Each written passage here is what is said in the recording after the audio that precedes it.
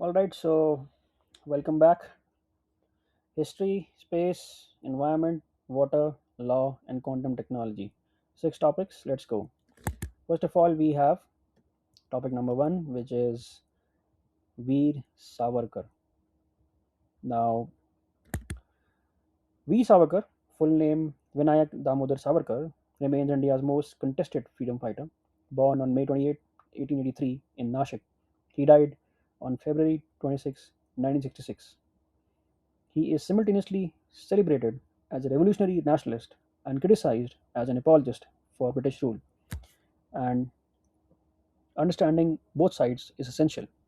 Now, in 1909, Savarkar wrote The Indian War of Independence, 1857, the first Indian account to call the 1857 events a war of independence rather than a sepoy mutiny. The book was so threatening to British authority that it was banned in both Britain and India before it reached Indian shores. Savarkar was sentenced to 50 years in the cellular jail at the Port Blair, Kalapani, in 1910. Between 1911 and 1920, he submitted five mercy petitions to the British government. Critics, including Nehru, called these a speculation. Sorry, capitulation. Defenders argue that they were a strategic attempt to get out of prison and continue the struggle. While under the house arrest in Ratnagiri, Savarkar wrote Hindutva, Who is a Hindu, in 923. He defined Hindu as one for whom India is both the Pitrubhumi, fatherland, and the Punya Bhumi, holy land. This includes Hindus, Jains, Buddhists, and Sikhs, but excludes Muslims and Christians because their holy lands, Mecca and Jerusalem, are outside India. Abhinav Bharat Society, revolutionary organization founded by Savarkar in 1904 in Nashik. Cellular Jail, Kalapani, Port Blair, Savarkar imprisoned 1910 to 921. Hindutva is Who is a Hindu? 1923 text, foundational document of Hindu nationalism. Pitrabhumi or the Punya Bhumi is Savarkar's test for Hindu identity, fatherland plus holy land. Prayopavesh, which is self-willed death by fasting, how Savarkar died in 1966. And Hindu Mahasabha is political party. Savarkar president from 1937 to 1943. Then we have the Gaganyaan, India's crewed space flight mission. Now, Gaganyaan is India's first human space flight program. ISRO's mission to send three Indian astronauts to low Earth orbit at 400 kilometers altitude for 3 days. If successful, India becomes the fourth nation to independently send humans to space after the Soviet Union, USA, and China. Four astronauts designates called Gaganauts have been selected. Group captains Prashant Balakrishnan Nair, Ajit Krishnan, Angad Pratap, and Wing Commander Shubhanshu Shukla, all IAF test pilots. In October 2023, ISRO conducted TVD-1, a test of the crew escape system. This rocket powered tower atop the crew module pulls the capsule to safety if the launch vehicle fails. The test was successful. The crew module was recovered from the Bay of Bengal. The launch vehicle is the LVM-3 or the GSLV Mark III, powered by an indigenous CE-20 cryogenic engine. India developed this engine after the US blocked a Russian cryogenic technology transfer to India in 1993 under the MTCR pressure.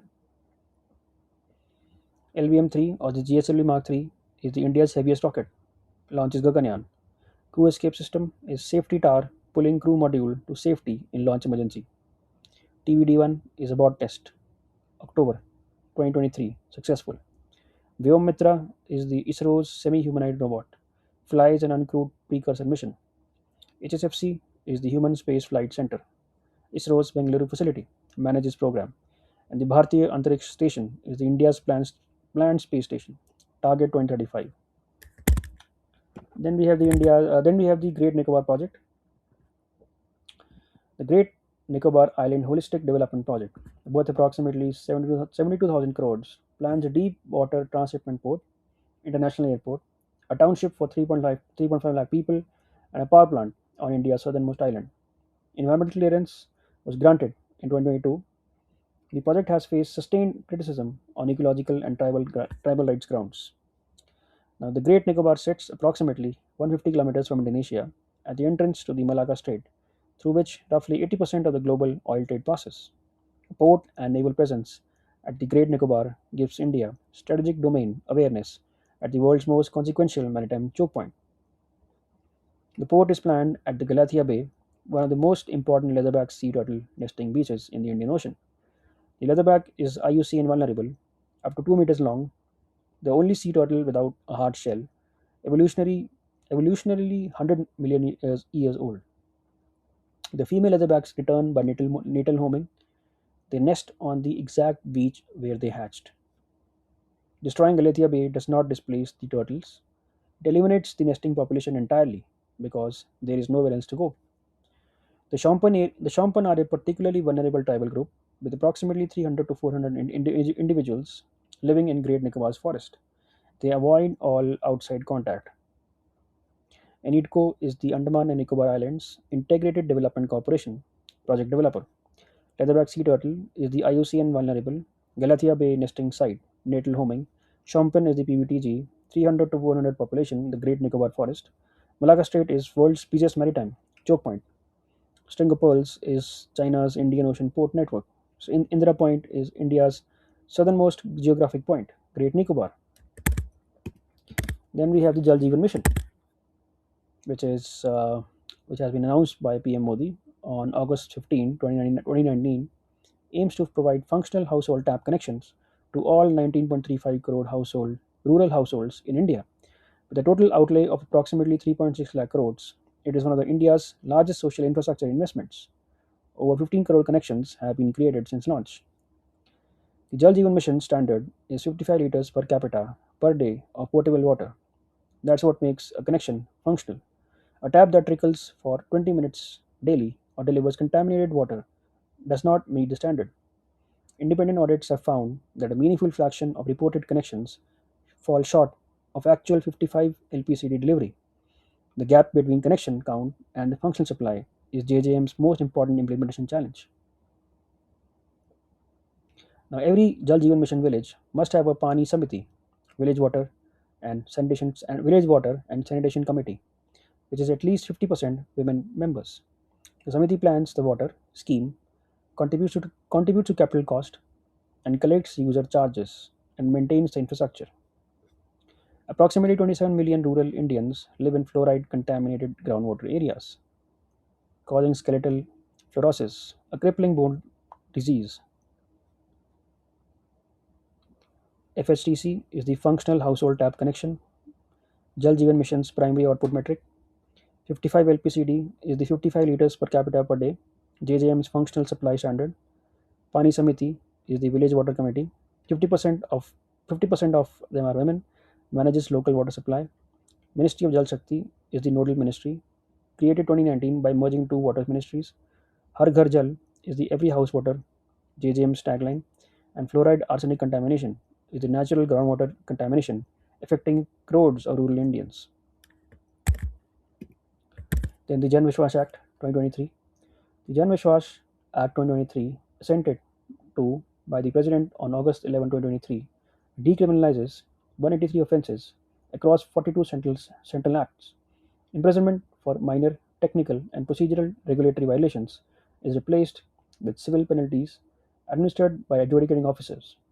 DPIIT was the nodal ministry coordinating the interministerial review. The 42 laws spans from the Agricultural Produce Grading Act 1937 to the IT Act 2000, over 80 years of legislation. In each provisions where imprisonment was disproportionate to the actual harm, a labeling error on turmeric, a font size default in a drug label, a minor paperwork violation in patent filings have been converted to civil fines. The criminal civil distinction matters enormously for corruption. When every regulatory violation is a potential criminal offense, inspectors have enormous leverage. Businesses comply with arbitrary demands rather than risk criminal prosecution. When violations are civil fines administered by an adjudicating officer, the leverage collapses. The worst outcome is a fine notice, not jail. Each amended act now designates an adjudicating officer, a senior government official in the relevant ministry, with power to investigate violations. conduct quasi-judicial proceedings, and impose specified fines. Jan Vishwas Act 2023, it decriminalizes 183 offences in 42 central acts. 183 offences, 42 acts is the scope of the decriminalization exercise. A adjudicating officer is the government official empowered to impose civil fines. Quasi-judicial DPIIT is the Department for Promotion of Industry and Internal Trade, nodal ministry. Ease of doing business. India's rank is 142nd to 63rd in 2020. So 142nd in 2014 to 63rd in 2020. So reform context. 10% fine division.